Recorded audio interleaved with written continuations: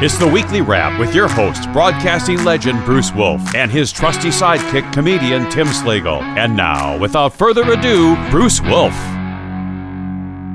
Bruce Wolf, Tim Slagle on the weekly wrap. And now my favorite part of the show, wherein I guess what's in Tim's background. And you know what? I'm going to double down today, Tim. It's something that I mentioned last week. I'm going to embellish it a couple of weeks ago. I'm going to embellish it a little bit. I think, given that, and last night, we're recording this on Thursday.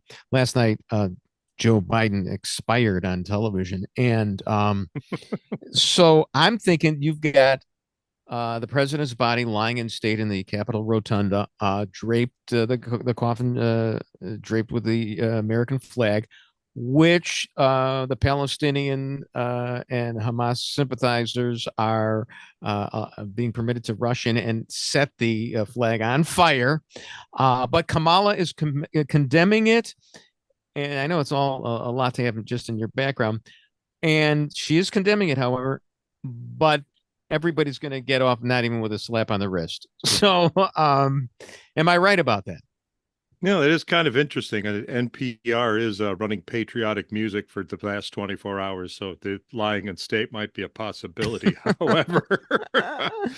However, it's a personal background today. I'm at my mom's lake house. So. Very pretty. Can we get a location here for our drones?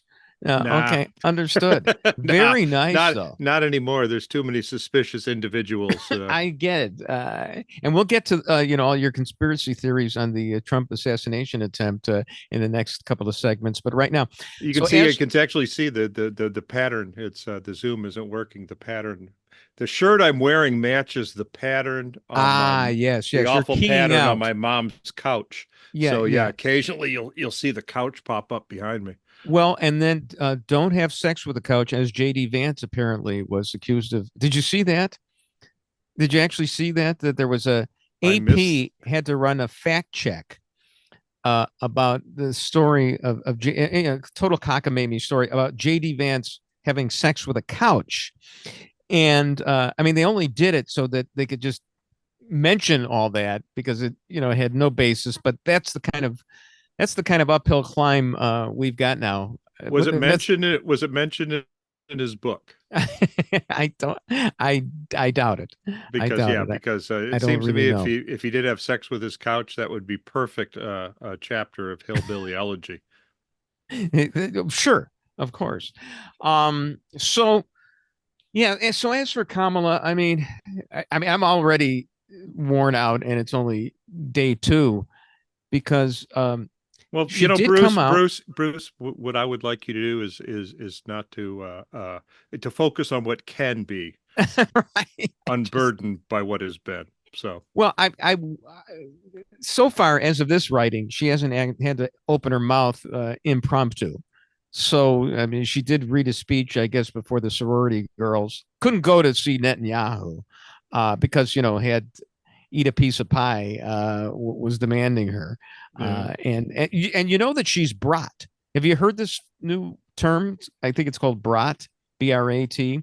Means kind of messy and crazy and dumb. And dumb. And she's supposedly that. In her defense, if it would have helped her political career, I know she would have opened her mouth. Yeah. Hi-oh. So so she's getting the whole makeover, and it's wonderful, and they're all in on her. They did a 180 on her, and I don't know. Will these few thousand voters in these swing states who are going to decide the election actually buy it that she was too dumb and such a negative? My 94-year-old father-in-law, about 6 or 8 months ago, whatever, it was over at our house, lifelong Democrat, and he says to me, "Well, they got to get rid of Harris," and I said, they can't get rid of Harris. You just can't do that. Well, not only could they not get rid of Harris, she may very well be the next president. But this is how lifelong Democrats felt about her. They can't suddenly feel any different, but they're all, in lockstep. just like they're in lockstep talking about what a statesman Biden is, because after they put the gun to his head, he quit. And even though he said today that apparently he said that he didn't leave for health reasons. Oh, really? Then why did you leave? So polls? Is that it? Is it just the polls? Is that because they forced him. They forced him out. Now, I have they did. I did see a thing where it seems to be there was a bruise on his left cheek. So I thought that I don't know, but when he did his speech, there was a bruise on his left cheek. Oh, and okay. I'm thinking maybe Hillary sent a couple of her guys over to convince him that he had to resign. No, what you saw what happened to Kathleen Willie's cat. So there's a reference, cha-cha. Okay, Kathleen Willie's cat. Yeah, I just think that it's like, don't believe what you're seeing. The emperor is wearing clothes, and they're doing it over and over again. For example, with the DEI and the czar and the czarina. Interestingly, Noah Rothman in National Review had a piece, even though there's this big battle of whether she was a czar or not, and she was the czar. Even Axios, which said she never was the czar, had to apologize because they said she was the czar just a few weeks ago, just a few years ago. So is she going to the border tomorrow? Is that what I heard? Seriously? I think I saw. Yeah. Where did you? Oh, check that out. Maybe she's going to the border. Yeah. But the interesting thing was that even though she was actually the czar, she wasn't, because she didn't have any power. And I don't know what she wanted to do. I mean, other than say that ICE, she compared ICE to the KKK. But she didn't have any power to do anything anyway. No, usually when Democrats go to the border, they just hold on to the chain link fence and cry. That's so. But you actually heard that she is.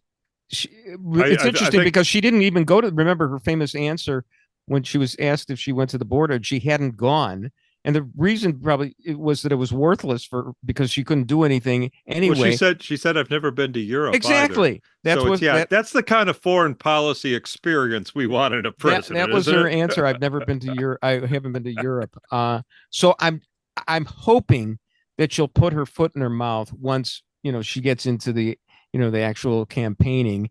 And I mean, there's every reason to believe that she will, that she'll go back into her sing-songy style. I mean, this is worse than actually having Marianne Williamson as your feel good vibe candidate, because she's going to she talks to everybody like they're fifth graders. I'm surprised she was even allowed to speak at that sorority. I mean, it seems like too high a level, but yeah, she never was the border czar, as the sign says. But what can the Democrats do? I mean, seriously, it's all the money Joe Biden raised. They're either going to have to spend it on her or give it back.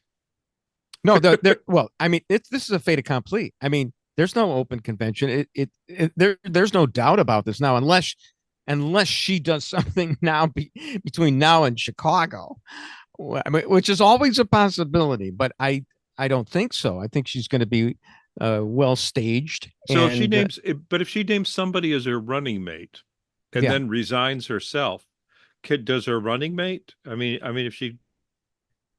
Well, she doesn't need to resign. Joe Biden's the president of the United States. He's not resigning.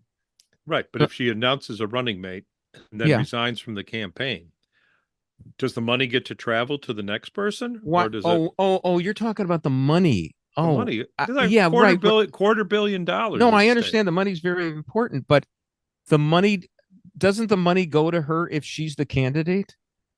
No, the money only goes to her because it was the Biden-Harris ticket. Are you sure? Positive. So, no, they need that money. Otherwise, you're talking J.B. Pritzker as the vice president because they need the dough. Yeah, exactly. And what's worse is they can't spend it, and they have to give it back.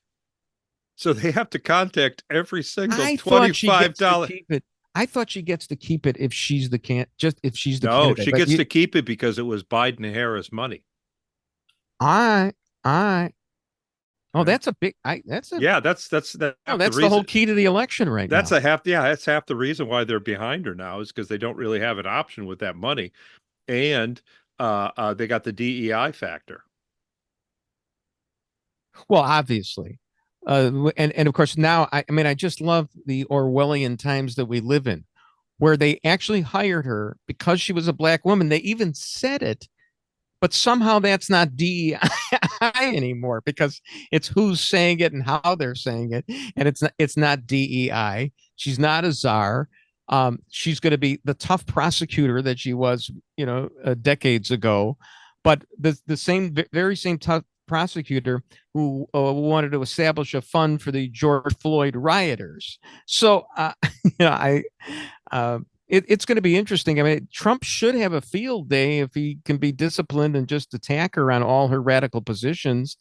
Um, let's see. In 2016, she was the first Indian. Well, yeah, right. And Barack Obama was a Kenyan years ago when it suited their purpose. Well, I understand that. I think there's hope. I think there's hope that she's going to be able to get some of the black vote away from Trump, but I don't think so, because I think a lot of urban voters don't look at her as a black woman. They look at her as Indian. Rather than looking at her as a sister, they look at her as like the daughter of the guy who owns the grocery store in their neighborhood. So right. And also, what they're going to have problems because she's for, open borders, and those migrants are taken away, as Donald Trump would call them, the black jobs. So, Bruce Wolf, Tim Slagle on the weekly wrap.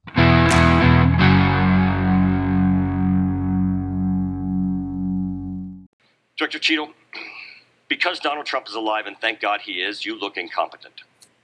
If Donald Trump had been killed, you would have looked culpable. So can you answer this question, which I think is on the mind of most Americans thinking about this?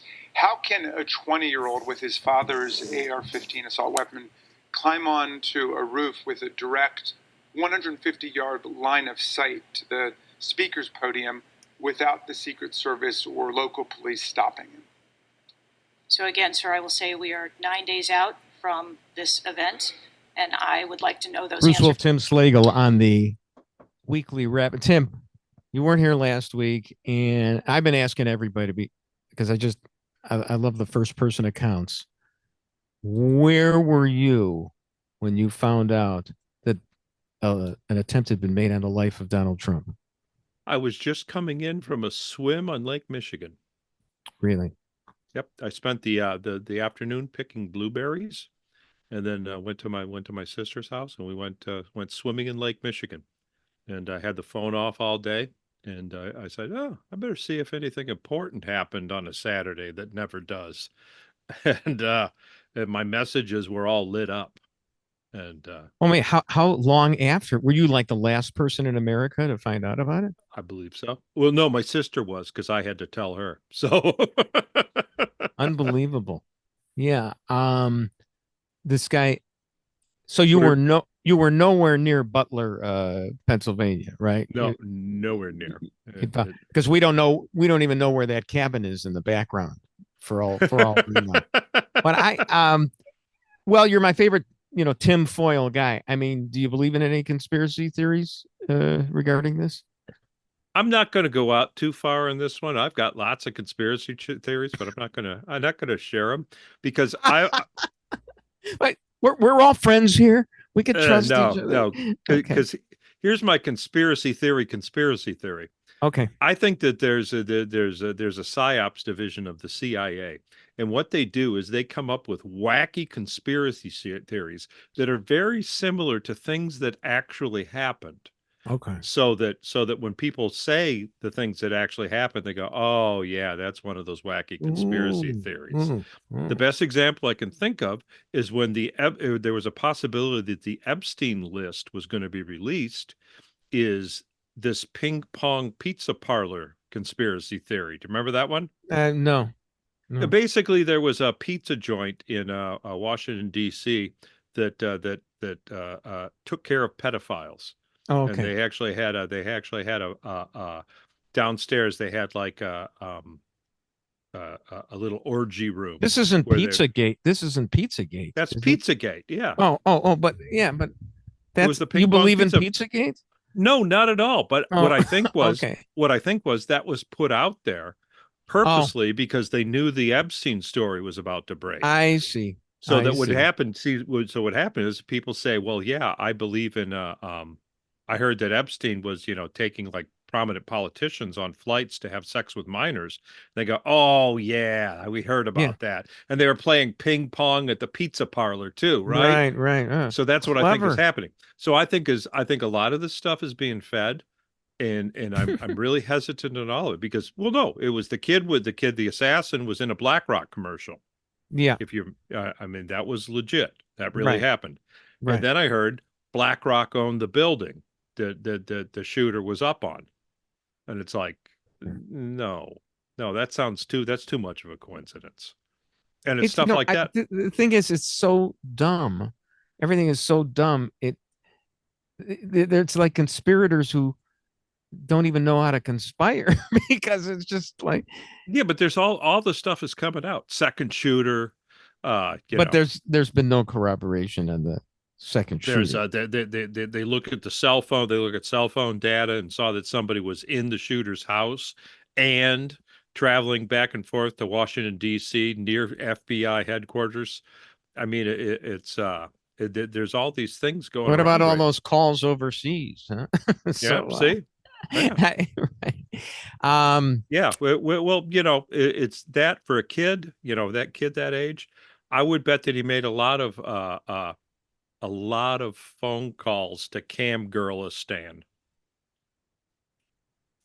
I'm an Occam's razor kind of guy, so because I think John Wilkes Booth acted alone in killing Lincoln and Kennedy. I mean, it just, it was a twofer. and missed with Roosevelt. Well, yeah. I mean, talk about continuing with a speech. I mean, Trump did. And you know what was interesting? So we were watching. So this guy, Abe Greenwald of Commentary Magazine on the day of it said, 20 years from now, people are going to be asking, what were you doing on your phone when Trump was shot? And I responded, the New York Times spelling bee, and he actually liked that tweet.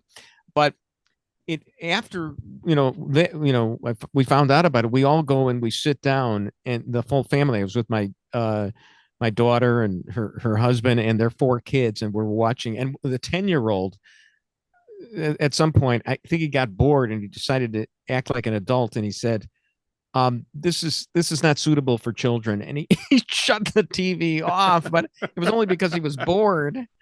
But then my son-in-law turned the TV back on, and we're watching, and you're watching the replay over and over and over again. And my wife pointed out, well, look at the green hat man, and it's the guy in the background who looks like he's a middle linebacker.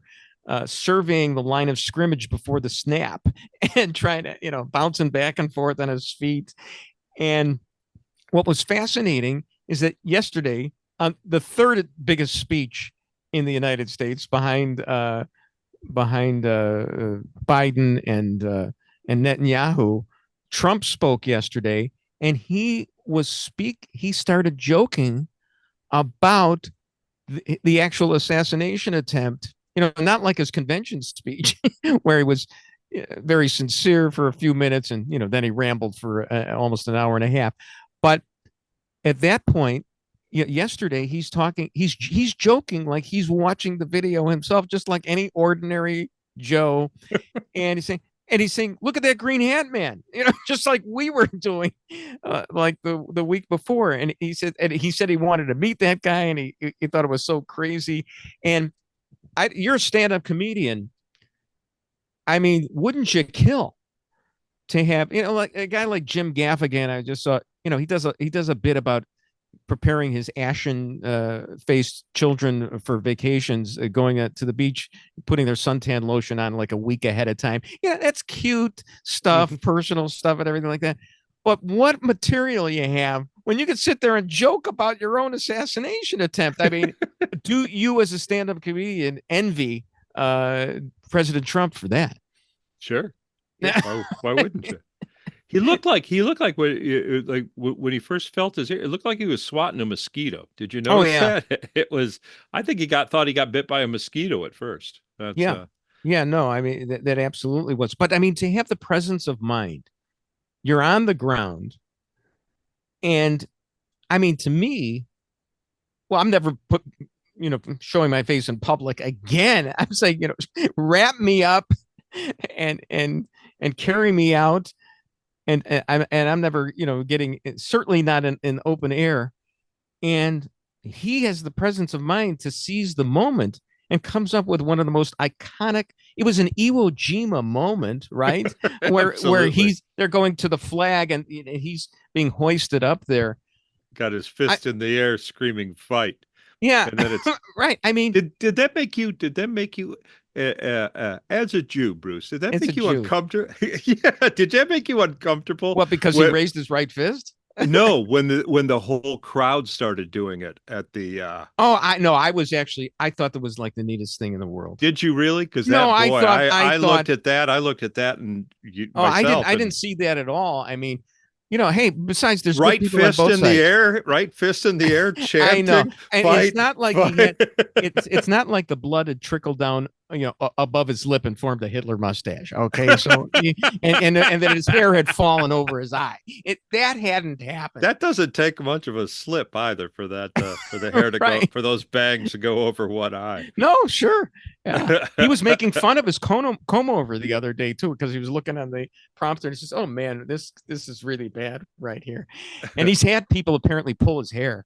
So the guy, I mean, that was such a human moment, especially yesterday. I may have been drowned out by all the other news, but that's endearing what he did. Making fun of your own assassination attempt. That's pretty darn good. But my sister was talking this weekend. Her favorite line was, "They think they're going to save us from democracy. Huh, I took a bullet for democracy." No, it's just okay. So Cheeto was fired. Fired? I thought she resigned. Oh, she resigned. Right. Yeah. Right. Under pressure. I mean, why she went through the whole rigmarole of the hearing and everything before it and just didn't leave immediately, I don't know. Oh, yeah, Mayorkas didn't have to. Why do you think she would? Yeah. No, and Biden never fires anybody. He finally fired himself. Cheeto, in Cheeto's defense, there were only 2 gotaways under her watch. So I'm sorry, what? Look at Mayorkas. How many gotaways? How many millions of gotaways? Sure, yeah, right. Cheeto only had 2 gotaways. So I mean, yeah. No, I understand. We grade on a curve here. No, I mean, and what's funny is because, these people who head up these agencies and everything, like Pete Buttigieg, and they want to blame him for all the and he is not good. But are any of these people more than figureheads and functionaries? I mean, even Kamala Harris, the borders are. They didn't want her to do anything. It's just, they're just like hired there to be punching bags or to use it as a stepping stone. I think you have to give Buttigieg a little bit of credit. I mean, he had just given birth to twins. And there was no way he was going to be able to ride a bicycle to work. No, I'm totally sympathetic to him. You should. How many months of leave did he take? I think it was like 3, but it's not like they're not like a transportation crisis. There was no supply chain crisis. Nah. It'll be there when I get back. Bruce Wolf, Tim Slagle on the weekly wrap.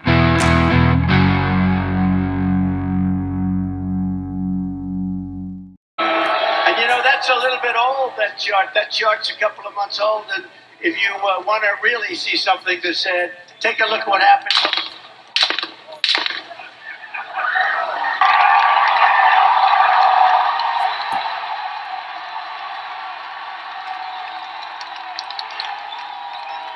Was there a second shooter in the attempted assassination of former President Donald Trump? Authorities have identified Thomas Matthew Crooks as the man who opened fire that day, but did he have help? While there's been some chatter about this, we are going to sort out fact from fiction with Chad Ayers, former sheriff's deputy and SWAT team member. Bruce Wolf, Tim Slagle on the weekly wrap.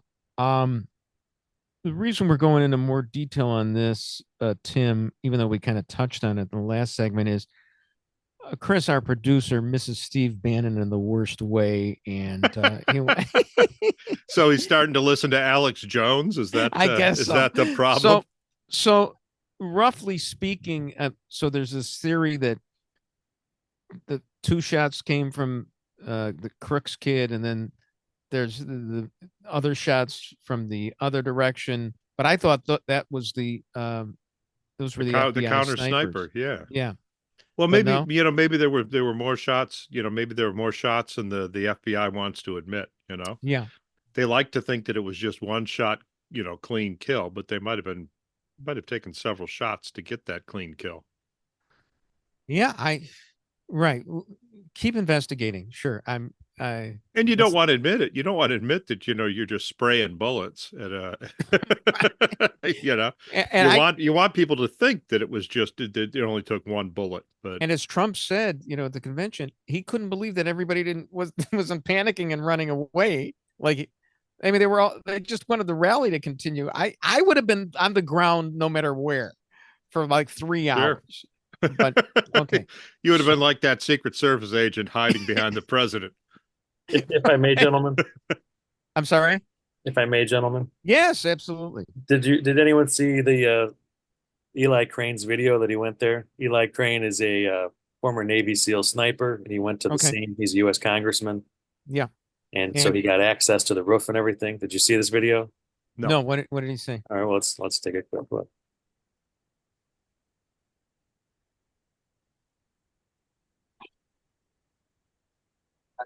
Here on the building where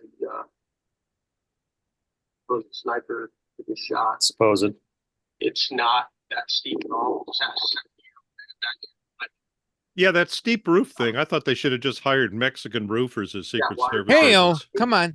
Secret Service or anybody had sniper teams up there. This guy wouldn't have made it. Here comes the window.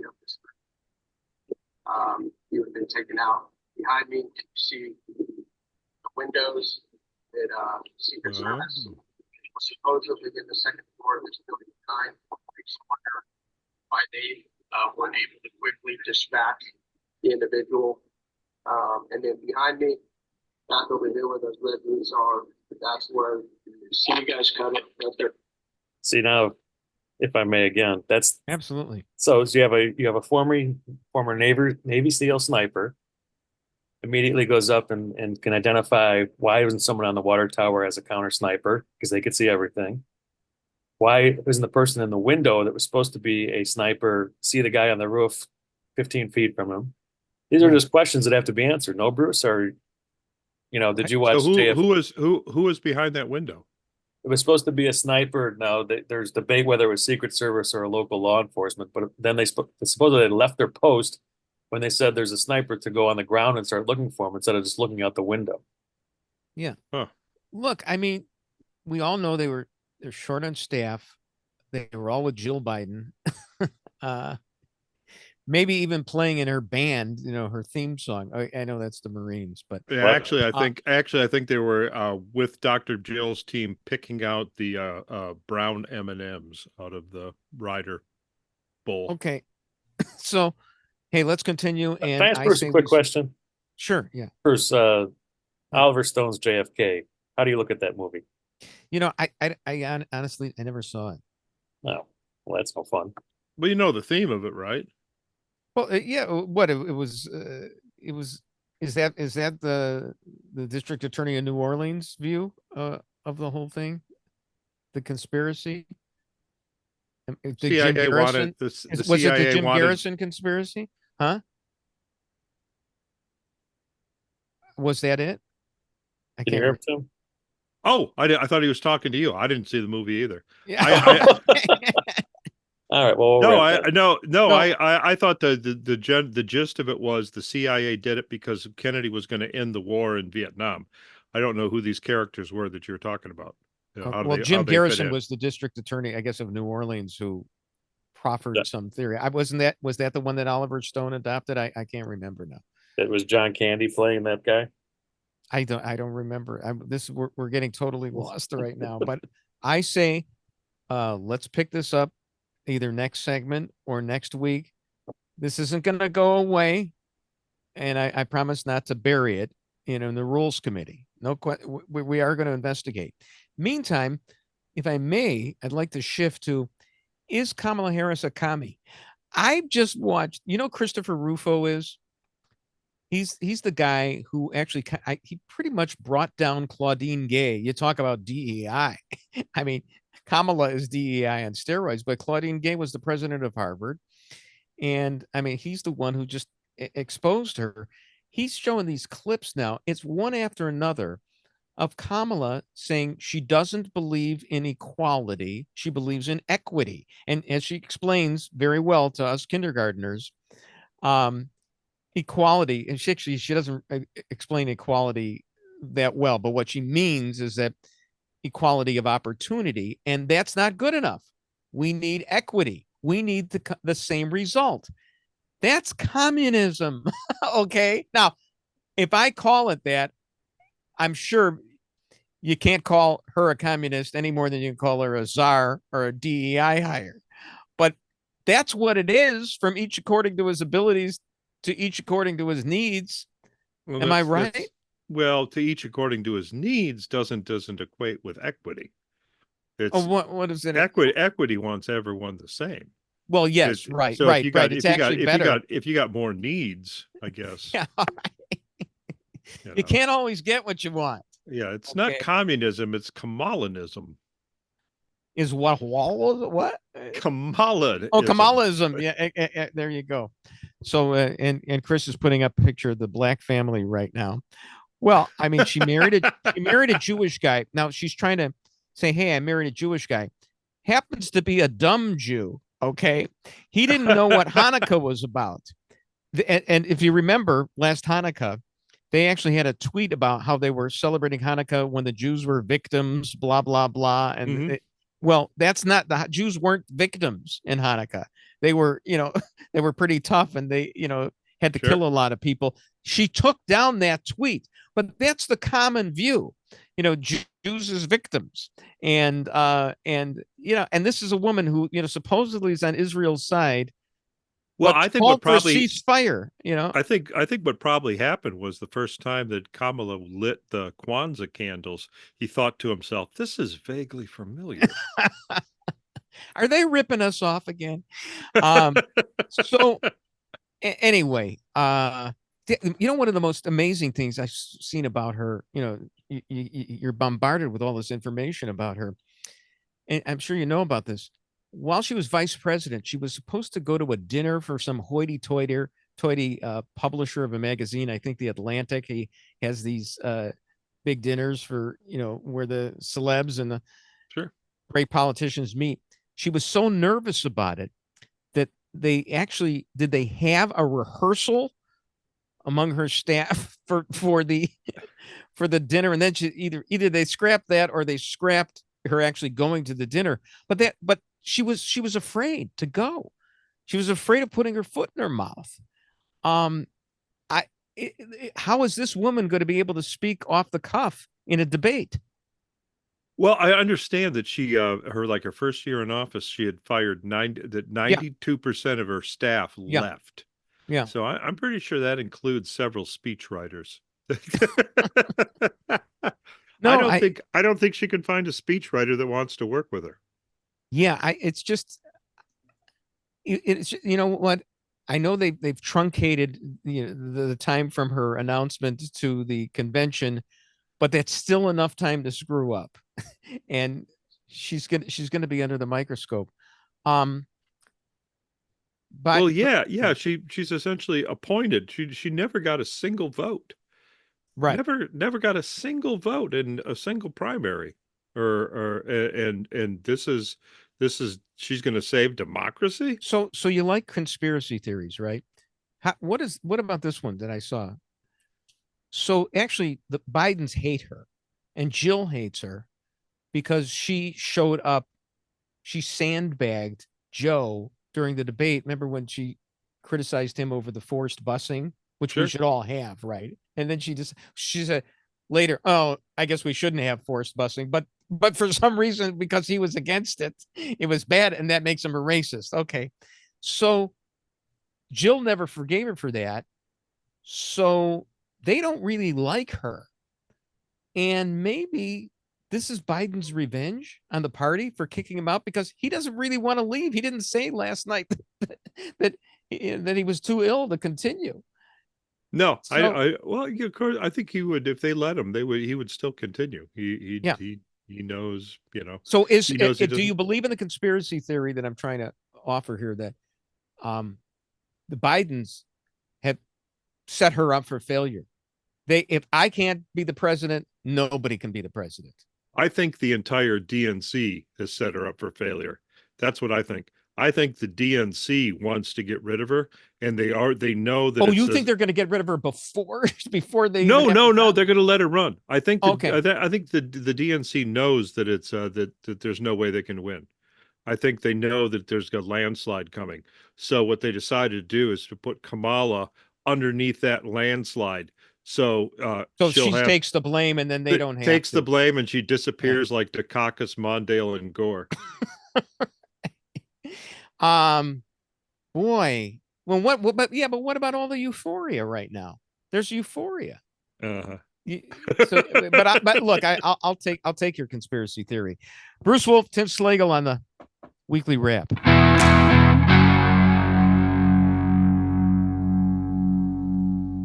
The wienermobile caused a hot mess on I-294 near Roosevelt Road yesterday afternoon. Just take a look at this video here. It flipped on its side in the middle of the interstate. Technically, it's a smaller version of the wienermobile, which travels on the base of a Mini Cooper. State police say the driver lost control and overcorrected before crashing into another car. Luckily, though, no one Bruce was Wolf, hurt. Tim Slagle on the Weekly Wrap. Yeah, so this was the mini wienermobile, right, Tim? Is that right? I was wondering what was going on because when I looked at it, I said, "Boy, I remember the wienermobile being much larger." And I said, "Oh, great! Another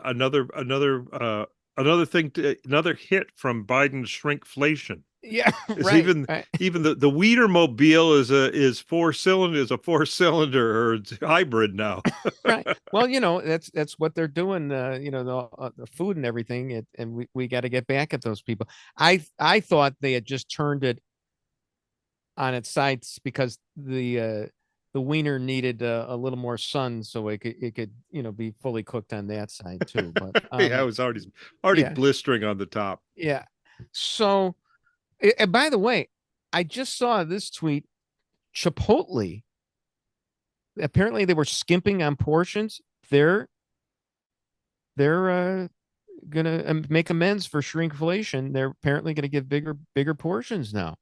So maybe this is the comeback. Maybe this is the era of good feelings from Kamala, because that's what Chipotle is gonna do. I wanted to ask you. Oh, but we were talking about. So who do you think the vice president choice is going to be? We're talking about that. It's right now it seems like it's going to be Buttigieg.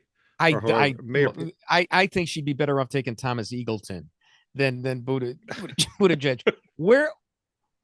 Oh. Well. Here's the thing. If you're going to have a DEI ticket, you might as well go all the way. Well, it would certainly fits with your belief that the DNC wants her to be overwhelmed. I don't see any advantage to him whatsoever. Do you know he worked for that McKinsey firm that just charged New York City $4 million to tell them that garbage cans work? So yeah, and he screwed up on the job. Whatever. I mean, he's a glib fellow. I mean, he's really smart. Who do you think the VP? Well, I mean, I thought it was going to be Shapiro, because they need Pennsylvania. And Do you really think that that's ever happened, where a VP pick pulled in the state? Well, it's so close that maybe it does make a difference. Plus, he is a moderate Democrat. I remember, I'm not saying he's a moderate, but he's a moderate Democrat, and he's more in the Biden mold. And she's to the left of Biden, and she's got to tack back to the center. I mean, she's stuck with so many radical positions. I mean, I don't know how she escapes it. As I said before, calling ICE the KKK. She's the one during the Brett Kavanaugh hearings who actually read into the record the ridiculous charge from Michael Avenatti about gang rape had no basis whatsoever, in fact. And, was about as legit as J.D. Vance having sex with a couch. She wanted a fund. She wanted a fund for the George Floyd rioters. She's in favor of court packing, which Biden, of course, mentioned is going to be part of his legacy, in addition to curing cancer and whatever else, but in the next 6 months. But yeah, everything is so radical. We just talked about her communist inclination. That's not America. I mean, that's and certainly not the middle. I mean, am I totally off here? Are they going to bamboozle the entire nation the way they're trying to kid themselves now? Well, let's see. I mean, that would probably be as hard as hiding a laptop, or hiding dementia like it was Roosevelt's wheelchair for 4 years. That's a great. It was funny. Remember when they did the memorial to Roosevelt, and they had the wheelchair prominently displayed in the memorial, and it's like he wouldn't have wanted that, but they wanted to show him handicapped. Well, yeah, it suddenly he became a DEI president. For the sake of the. And they wouldn't. I don't recall this, but did they have his classic, cigarette with, that he was smoking? I don't think they had that either. No, they wouldn't give the cigarette, and it wasn't really a wheelchair. It just kind of looked like an office chair. It was just a chair with casters on the bottom. It wasn't. But it wasn't the traditional big wheelchair. Yeah, but it definitely, illustrated that he was handicapped, which he tried to hide. Yeah, and the media complied. They complied with everything. I mean, none of these guys. It's funny. I think everybody looks. They all look like bad candidates now. Biden and Trump and Harris and everybody. But I mean, under the current microscope, I mean, what other presidents would have survived? I mean, George Washington's teeth were lousy. He was a slave owner. And I just don't. I don't think any. Kennedy's big one. JFK. I mean, he almost died a few times. The last rites were administered 6 times. He had Addison's disease. He wouldn't have survived. Well, I think when you live like a Kennedy, you want to make sure that you're getting the last rites, even if it's just a cold, even if it's a sniffle. I got that. It's Washington's teeth. Did you hear about this? I did not know. This just in. Washington's teeth. What? Yeah, we've been told all our lives that they were wooden. It's apparently no, they were real teeth. That he had a lot of toothless slaves, but he had a full set. Oh boy, that's kind of been hidden. They brought that out in the past couple of years. Those weren't wooden teeth; those are real teeth. That might get the Washington Monument torn down. I got to think that obelisk is going down. He took the slaves' teeth. Yes. Wow. I had heard that they agreed, to manumit the slaves after he died. And it sounds like, a generous thing that he was going to do. But as I think I was reading Richard Brookhiser, former National Review guy, and studies all these colonial guys to the nth degree.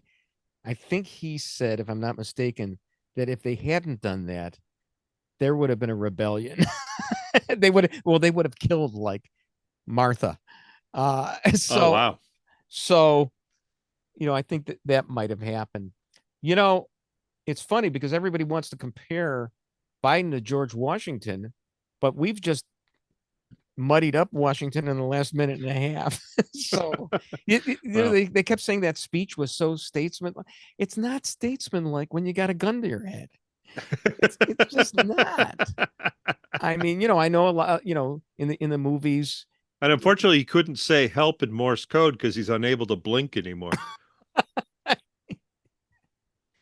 So, all right, I got to ask you, you were on vacation. Bob Newhart died. Your estimation of him? I like Bob. Yeah. Who didn't like Bob? Right.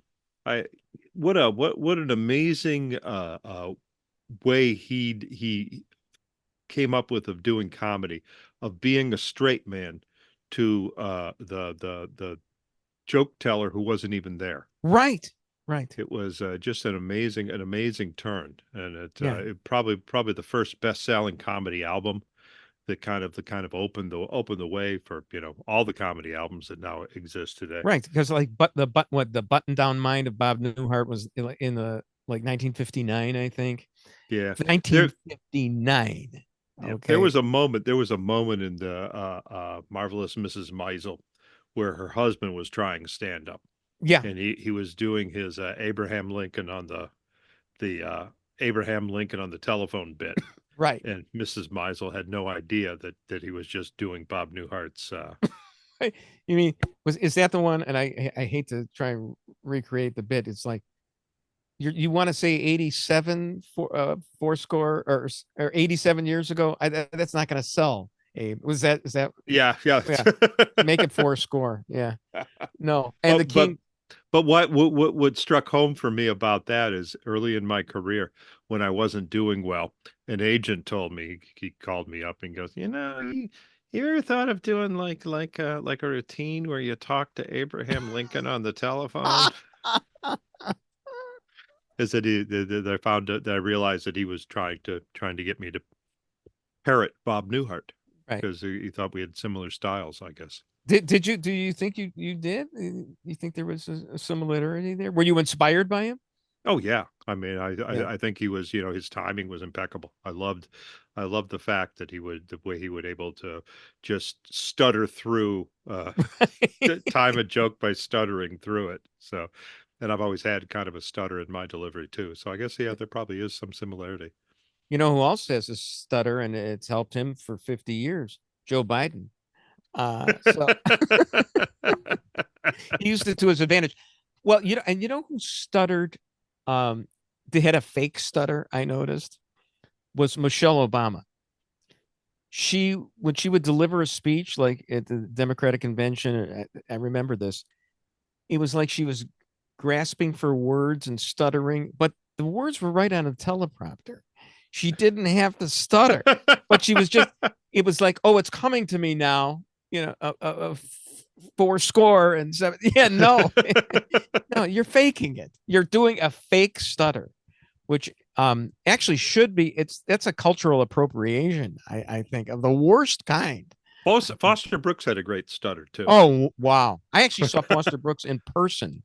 My father-in-law used to run this insurance company, and this is, kind of the end for Foster Brooks when he's making, kind of appearances like this at a golf outing.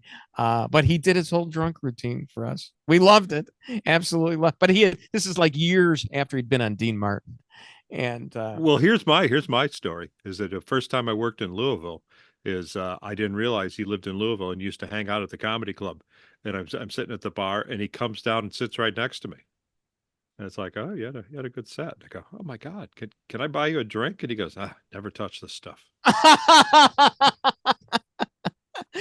Bruce Wolf, Tim Slagle on the Weekly Wrap. And that's the Weekly Wrap on radio and television. Follow Bruce at Bruce Wolf Shy on Twitter and Tim at timslagle.com. The Weekly Wrap with Bruce Wolf, a CP Pods production.